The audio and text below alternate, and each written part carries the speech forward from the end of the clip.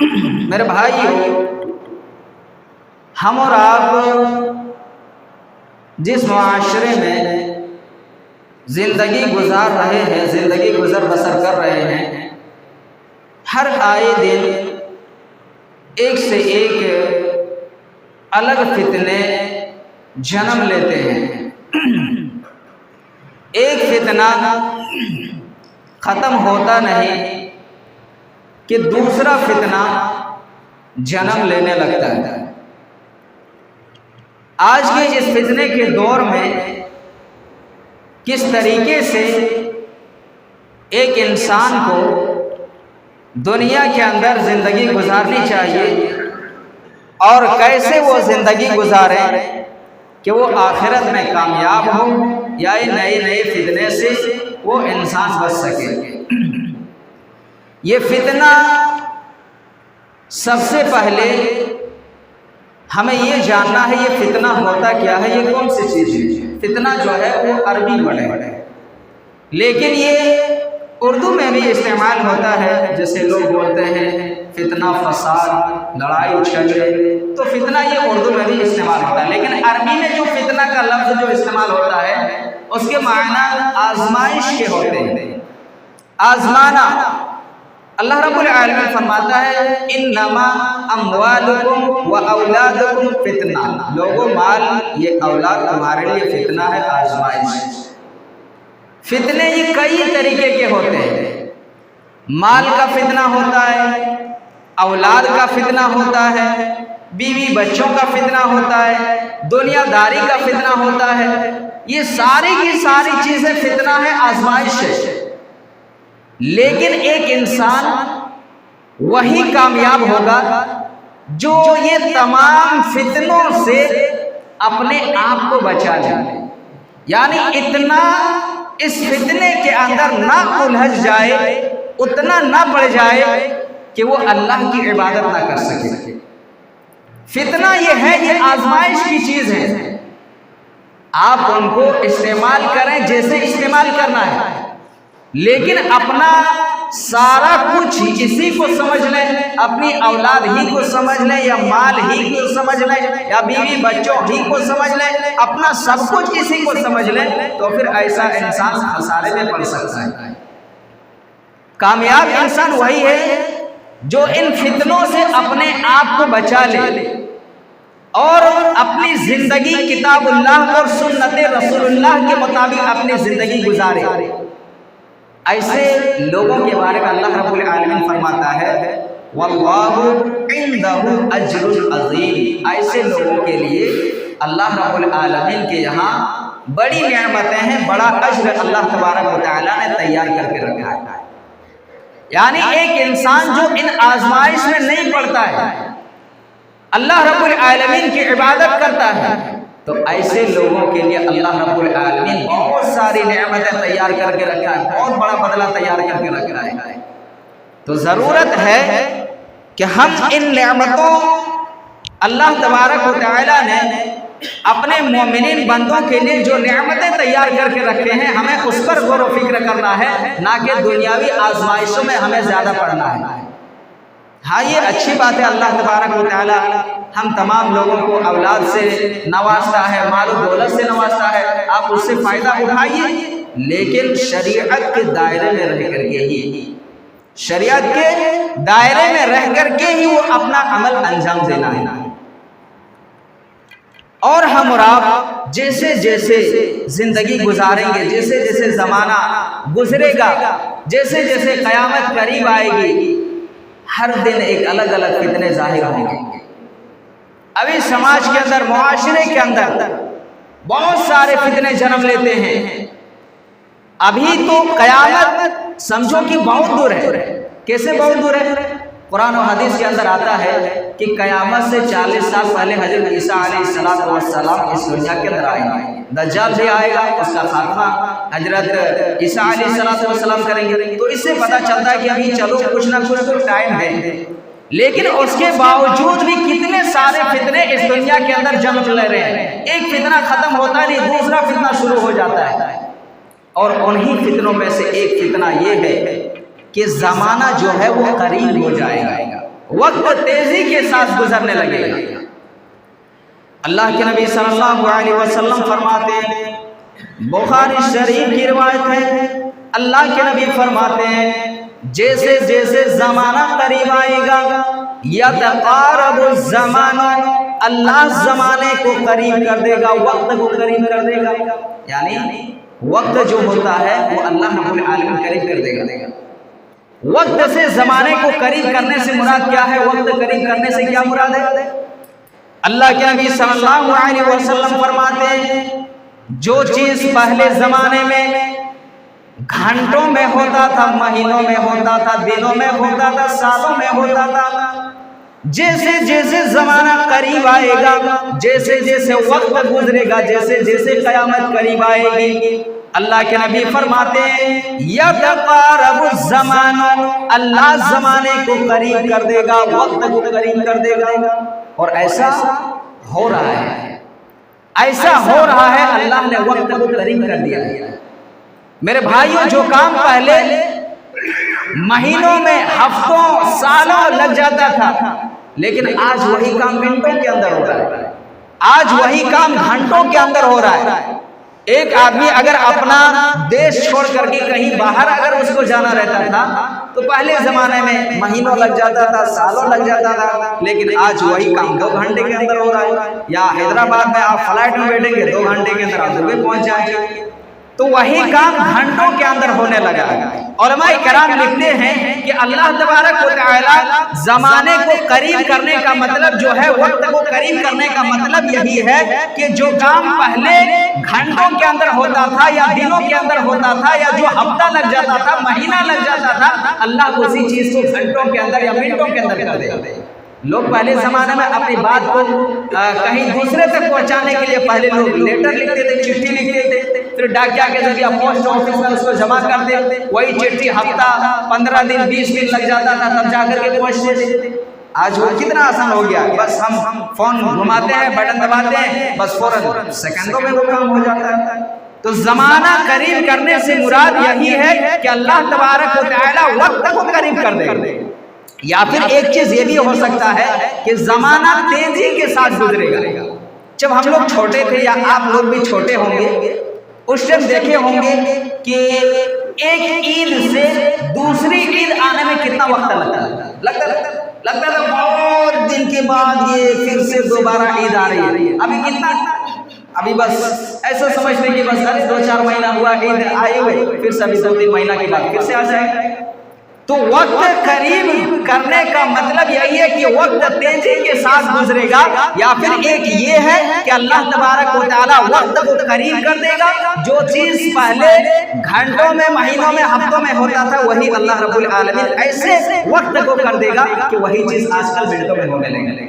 تو اللہ کے نبی صلی اللہ علیہ وسلم فرماتے ہیں جیسے جیسے زمانہ قریب آئے گا اللہ رب العالمین وقت کو ویسے قریب کر دے گا جیسے جیسے قیامت قریب آئے گی۔ وَيَقْبَضُ الْعِلْمُ، اللہ رب العالمین علم کو اٹھا لے گا، علم صرف نام کا رہ جائے گا۔ اللہ کیا فرماتا ہے، جیسے قیامت جیسے جیسے قریب آئے گی ایسے ایسے فتنے جنم لیں گے کہ علم کو اللہ تبارک و تعالیٰ اٹھا لے گا۔ ایک بخاری شریف کی ایک اور حدیث ہے، ایک اور روایت میں ہے، اس میں یہ لفظ ہے وَيَنْقُصُ الْعَمَلُ، عمل کم ہو جائے گا، یعنی لوگ عمل نہیں کریں گے۔ علم ان کے پاس ہوگا لیکن لوگ عمل نہیں کریں گے۔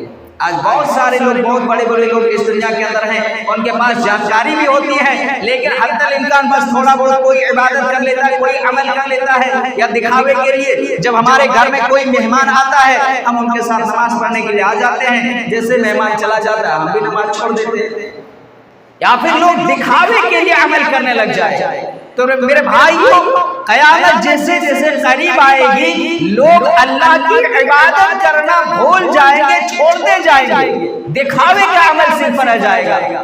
اللہ کے نبی فرماتے ہیں کہ اللہ تبارک و تعالیٰ علم کو اٹھا لے گا۔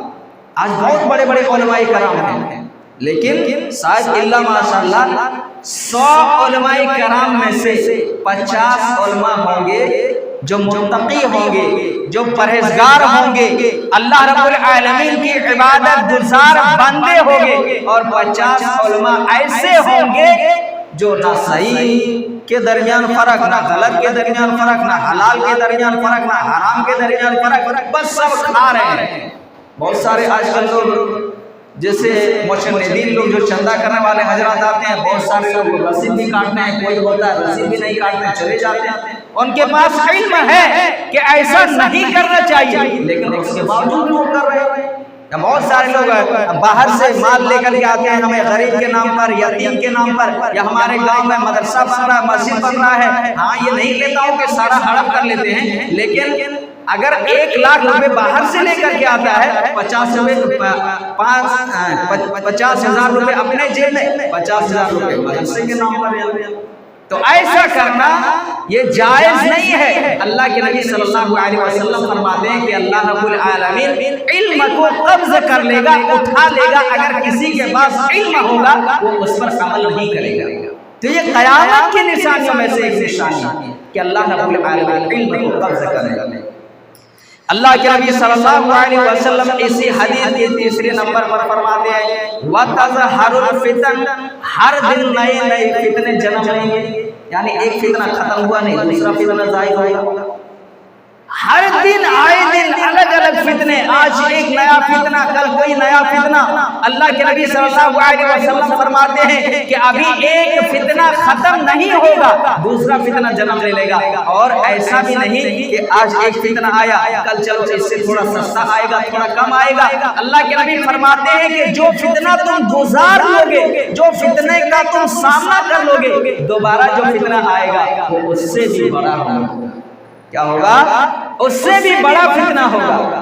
اور 4 نمبر پر اللہ کے نبی فرماتے ہیں وَيُلْقَى السُّحْتُ، لوگوں کے دلوں میں حرص ڈال دی جائے گی، لوگوں کے دلوں میں لالچ پیدا ہوگی۔ اللہ کے راستے میں لوگ خرچ کرنے سے اپنے آپ کو روکیں گے، لوگ اللہ کے راستے میں صدقہ نہیں کریں گے۔ کیوں؟ اللہ کے نبی فرماتے ہیں وَيُلْقَى السُّحْتُ، اللہ اس کے دلوں میں لالچ پیدا کر دے گا، حرص پیدا کر دے گا۔ ایک انسان اگر اللہ کے راستے میں خرچ کرنے کے لیے سوچے گا کہ ہم 150 روپے اللہ کے راستے میں خرچ کر دیتے ہیں، یا اللہ کے راستے میں ہم 1000 روپے صدقہ کر دیں گے، ہمیں تو اس سے ایک دن کا خرچ چل جائے گا، 2 دن کا خرچ چل جائے گا۔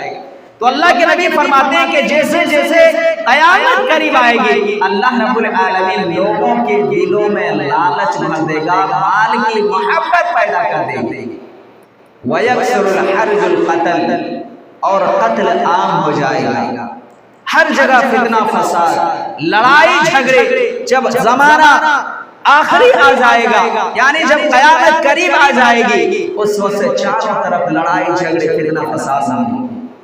یہاں تک کہ اللہ کے نبی صلی اللہ علیہ وسلم فرماتے ہیں، بخاری مسلم کی روایت ہے حَتَّى يَمُرُّ الرَّجُلُ عَلَى قَبْرِهِ، ایک آدمی اگر قبرستان سے گزرے گا تو وہ کہے گا کہ کاش اس فلاں صاحب کی قبر کی جگہ میری قبر ہوتی۔ یہاں جو آدمی سویا ہوا ہے، جو مٹی کے نیچے دفن ہے، کاش اس کی جگہ پر میں ہوتا تو آج یہ دن ہمیں دیکھنا پڑتا۔ اتنا دنیا کے اندر فتنہ فساد ہو گیا۔ اور یہ ایسا بھی نہیں، اللہ کے نبی صلی اللہ علیہ وسلم فرماتے ہیں کہ جو آدمی یہ تمنا کرے گا کہ کاش ہم مرنے والے شخص کی جگہ ہم ہوتے، وہ اپنے دین کو بچانے کے لیے نہیں، ایسا نہیں کہ دنیا کے اندر فساد ہے، فساد برپا ہو رہے ہیں، چلو ہم مر جائیں گے ہمارا دین بچ جائے گا، ایسا نہیں، بلکہ اللہ کے نبی کیا فرماتے ہیں کہ وہ اپنے آپ کو بچانے کے لیے، یعنی اس مصیبت سے بچنے کے لیے، یہ جو لڑائی جھگڑے ہو رہے ہیں اس سے اپنے آپ کو بچانے کے لیے وہ سوچے گا کہ اس سے قبر والوں کی جگہ ہم ہوتے، ہم یہ جھنجٹ دیکھنا نہیں پڑے گا۔ تو اس طریقے سے جیسے جیسے قیامت قریب آئے گی، زمانہ گزرے گا، ہر ایک دن الگ الگ نئے فتنے جنم لیں گے۔ تو اس حدیث کے اندر اللہ کے نبی صلی اللہ علیہ وسلم نے 5 چیزوں کا ذکر کیا ہے کہ جب زمانہ قریب ہوگا 5 فتنے جنم لیں گے۔ کیا ہوگا ان میں سے کیا ہوگا؟ اللہ تبارک و تعالی علم کو اٹھا لے گا، علم نام کا رہ جائے گا، لوگوں کے دلوں میں مال کی محبت پیدا ہو جائے گی، قتل عام ہوتا چلا جائے گا۔ یہ ساری چیزیں آج کل ہو رہا ہے، یہ ساری چیزیں آج کل ہو رہا ہے، ہوتا کہ نہیں؟ پہلے لوگ اللہ کے راستے میں خرچ کرنے سے اپنے آپ کو اتنا نہیں روکتے تھے جتنا آج کل روک رہے ہیں لوگ۔ پہلے زمانے کے لوگوں کی اگر آپ ہسٹری پڑھیں گے تو آپ کو معلوم ہو جائے گا کہ اللہ کے دین کے لیے وہ لوگ کتنے روپے اللہ کے راستے میں خرچ کر دیا کرتے ہیں، لیکن آج لوگ سوچ سمجھ کر خرچ کرتے ہیں، اور کرنا بھی چاہیے۔ اپنا رکھ لو، اس کے بعد خرچ کرو، ایسا نہیں، اللہ یہ حکم نہیں دیتا ہے، یا اللہ کے نبی یہ نہیں فرماتے ہیں کہ اپنا سارا مال اللہ کے راستے میں خرچ کرو۔ 2.5% زکوٰۃ بھی جو فرض کیا ہے اس میں سے 2.5% کا فرض کیا گیا، اس سے زیادہ آپ اپنے استعمال میں، اس کے بعد آپ اپنے استعمال میں لائیے۔ 2.5% صرف اللہ کے نبی نے حکم دیا ہے کہ آپ 2.5% کے حساب سے اللہ کے راستے میں زکوٰۃ نکالیں۔ تو میرے بھائیوں، جیسے جیسے زمانہ قریب آئے گا لوگوں کے دلوں میں لالچ پیدا ہو جائے گی، اس سے اپنے آپ کو روکنا چاہیے، بچانا چاہیے۔ ہم اس دنیا میں خرچ کریں گے تو اللہ رب العالمین کے یہاں ہمیں ملے گا، ایسا نہیں کہ یہ برباد ہو جائے گا۔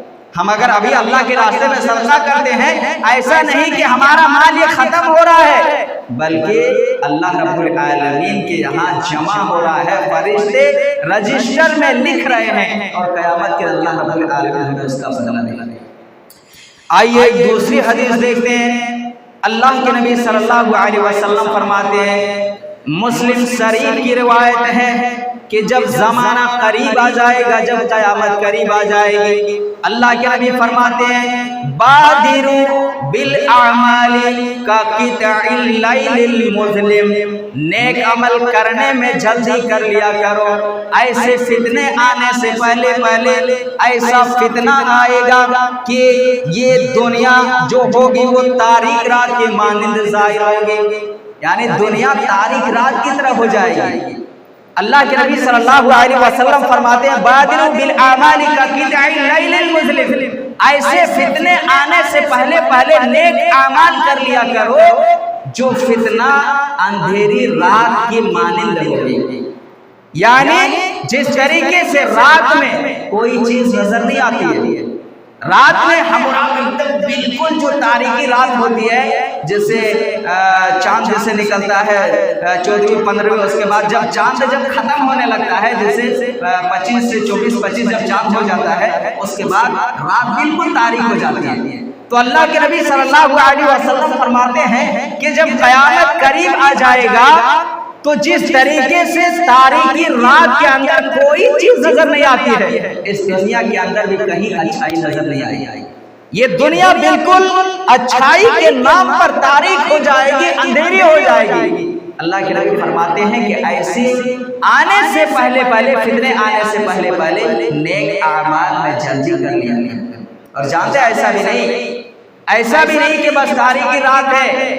اللہ کے نبی صلی اللہ علیہ وسلم فرماتے ہیں، یصبح الرجل مؤمنا ویمسی کافرا، ایک آدمی اگر صبح کو مومن ہوگا، شام تک کافر ہو جائے گا۔ جب زمانہ قیامت جب قریب آئے گی، ایک آدمی صبح کو مومن ہوگا، یعنی صبح کو فجر کی نماز باجماعت پڑھے گا، یا صبح کو کوئی وعدہ کرے گا، شام ہوتے ہوتے وعدہ خلافی، شام ہوتے ہوتے کافر۔ اللہ کے نبی فرماتے ہیں، یصبح الرجل مؤمنا ویمسی کافرا، صبح کو آدمی مومن ہوگا، شام کو کافر ہو جائے گا، او یمسی مؤمنا ویصبح کافرا، اور ایک آدمی اگر شام کو مومن ہوگا، صبح ہوتے ہوتے وہ کافر ہو جائے گا۔ ایسے فتنے جنم لیں گے قیامت آنے سے پہلے۔ اور ایسا بھی نہیں چلو صبح کو نماز پڑھ لیے، شام کو چلو اگر ہمارا نشے میں ہے نہیں پڑھ پائے، ایسا بھی نہیں۔ اللہ کے نبی صلی اللہ علیہ وسلم فرماتے ہیں کہ اس کا ایمان اتنا کمزور ہو جائے گا، اتنا کمزور ہو جائے گا کہ یبیع دینہ بعرض من الدنیا، اپنے دین کو چند سکوں میں بیچ دے گا، اپنے دین کو چند سکوں میں بیچ دے گا، اپنے ایمان کو چند سکوں میں بیچ دے گا۔ یہ چیزیں آج کل ہو رہی ہیں، یہ چیزیں آج کل ہو رہی ہے۔ اللہ کے نبی نے جو فرمایا کہ ایسے فتنے آنے سے پہلے نیک اعمال میں جلدی کر لیا کرو جو فتنہ تاریک رات کی مانند ہوگی۔ یہ تاریک رات کی مانند اتنا تو فتنہ نہیں ابھی آیا ہے، لیکن یہ آ چکا ہے۔ کیا آ چکا ہے؟ یبیع دینہ بعرض من الدنیا، لوگ اپنے ایمان کو معمولی سکوں میں بیچ رہے ہیں۔ یہ چیزیں آج ہو رہی ہیں۔ اب کیسے یہ چیزیں آج ہو رہی ہیں میرے بھائیوں؟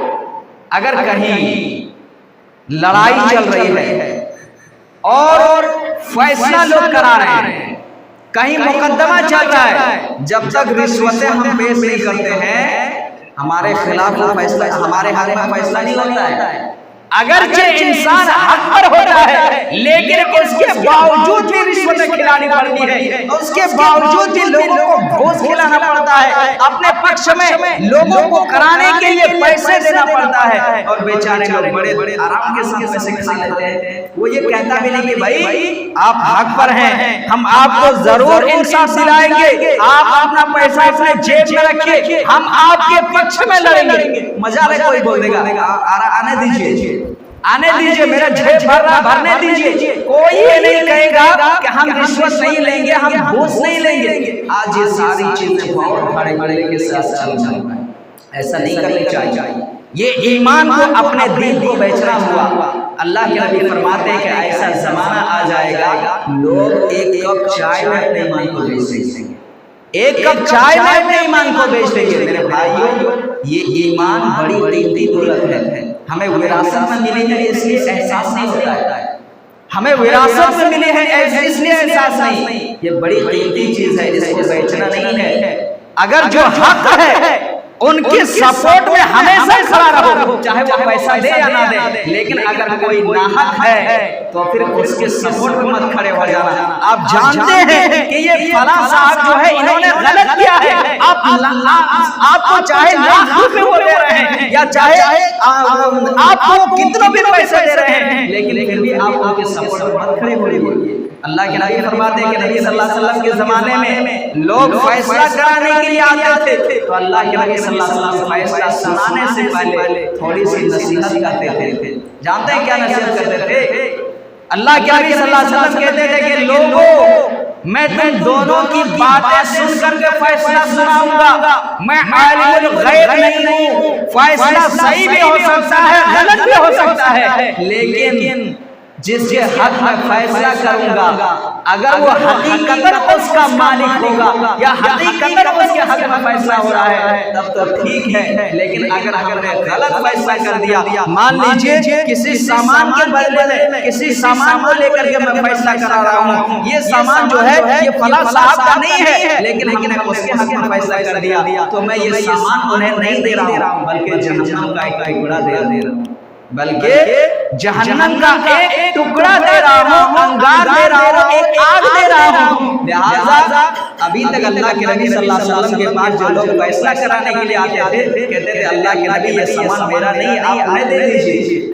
اب تک جو دونوں لڑ رہے ہیں کہ میرا ہے میرا ہے، جب فیصلہ اللہ کے نبی صلی اللہ علیہ وسلم نے فیصلہ کرنے سے پہلے جب درس دے دیے کہنے لگے کہ اللہ کے نبی آپ انہیں دے دیجیے، تو میرے بھائیو اپنے ایمان کو آپ مت بیچیے۔ جو حق پر ہے ان کے سپورٹ میں ہمیشہ کھڑے رہے، لیکن جو ناحق پر ہے ان کا ساتھ کبھی نہ دیں۔ تو اللہ کے نبی صلی اللہ علیہ وسلم فرماتے ہیں کہ جیسے جیسے قیامت قریب آئے گی لوگ اپنے ایمان کو بیچتے چلے جائیں گے۔ آئیے ایک اور حدیث دیکھتے ہیں۔ اللہ کے نبی صلی اللہ علیہ وسلم فرماتے ہیں کہ ان الدنیا حلوۃ خضرا، یہ دنیا جو ہے میٹھی ہے، سبز ساداب ہے، اس سے تم فائدہ اٹھاؤ، لیکن دنیا کے اندر جو فتنے ہیں اس فتنے سے اپنے آپ کو بچاؤ۔ اللہ کے نبی صلی اللہ علیہ وسلم فرماتے ہیں اس دنیا کے اندر سب سے بڑا فتنہ جو ہے وہ عورت کا فتنہ ہے، سب سے بڑا فتنہ جو ہے وہ عورت کو اللہ کے نبی صلی اللہ علیہ وسلم فرماتے ہیں، کہتے ہیں فاتقوا الدنیا، تم دنیا سے بچو، واتقوا النساء، اور عورتوں سے بچو، تم دنیا کے فتنوں میں پڑنے سے اپنے آپ کو بچاؤ اور عورت کے فتنے میں پڑنے سے اپنے آپ کو بچاؤ۔ پھر اللہ کے نبی آگے فرماتے ہیں فَإِنَّ أَوَّلَ فِتْنَةِ بَنِي إِسْرَائِيلَ كَانَتْ فِي النِّسَاءِ، کیونکہ بنی اسرائیل کے لیے سب سے بڑا جو فتنہ جو تھا، سب سے پہلا جو فتنہ جو تھا وہ عورتوں کا فتنہ تھا، وہ عورتوں کا فتنہ تھا۔ آج ہماری سماج کی مائیں بہنیں دیہات میں بہت اچھا سسٹم ہے، دیہات میں ہم لوگ رہتے ہیں نا، سب سائیں اگر گھر جاتی ہیں حجاب لگا کے نقاب لگا کے پردہ ڈال کے جاتی ہیں، لیکن مارکیٹ میں دیکھیے، مارکیٹ میں بازاروں کے اندر ایک دم چھوٹے چھوٹے پہن کر کے جاتے ہیں۔ میرے بھائیو یہ عورتیں جو ہوتی ہیں یہ لوگوں کو اپنے طرف مائل کرنا چاہتے ہیں، جس کے بارے میں اللہ کے نبی صلی اللہ علیہ وسلم فرماتے ہیں کہ ایک زمانہ ایسا آئے گا جب قیامت قریب آئے گی تو لڑکیاں کپڑے پہننے کے باوجود لگی ہوئی ہوں گی۔ یہ بھی فتنہ آج کل ہو رہا ہے، یہ بھی فتنہ آج سماج کے اندر پائی جا رہی ہے، معاشرے کے اندر پائی جا رہی ہے۔ اللہ کے نبی فرماتے ہیں نساء کاسیات عاریات مائلات ممیلات، ایک زمانہ ایسا آئے گا لڑکیاں کپڑے پہننے کے باوجود بھی لگی ہوئی اور وہ ساری چیزیں آج ہو رہی، لیکن ایسا قطعاً نہیں ہے، یعنی یہ ہرگز نہیں ہے کہ بس عورت کو اللہ کے نبی صلی اللہ علیہ وسلم نے فتنہ کہا ہے تو اس سے بالکل ہی ڈرنا چاہیے، ایسا نہیں، بلکہ غیر محرم عورتوں سے اپنے آپ کو بچانا ہے، غیر محرم عورتوں سے اپنے آپ کو دور رکھنا ہے، اپنے آپ کو بچانا ہے۔ اسی لیے اللہ کے نبی نے فرمایا ہے کہ اپنے نگاہوں کو بس رکھا کرو، نیچے رکھا کرو، اور اگر عورت دیندار ہے تو پھر اس سے بڑا مادہ کچھ ہے ہی نہیں۔ اگر عورت دیندار ہے تو اللہ کے نبی صلی اللہ علیہ وسلم فرماتے ہیں الدنیا متاع، یہ دنیا جو ہے وہ ساز و سامان ہے، وخیر متاع الدنیا المرأة الصالحہ، سب سے بہترین ساز و سامان کیا ہے؟ المرأة الصالحہ، نیک عورت ہے، جس کی عورت جس کی نیک ہوتی ہے، دیندار ہوتی ہے، اس کی دنیاوی زندگی کو جنت بنا دیتی ہے۔ لیکن ایک عورت اگر لڑاکو ہوتی ہے، جھگڑالو ہوتی ہے تو اس کی دنیاوی زندگی کو ہی جہنم بنا دیتی ہے۔ اس لیے اللہ کے نبی صلی اللہ علیہ وسلم فرماتے ہیں جب رشتہ کرو، جب نکاح کرو تو فضفض بذات دین دیندار عورت چاہیے۔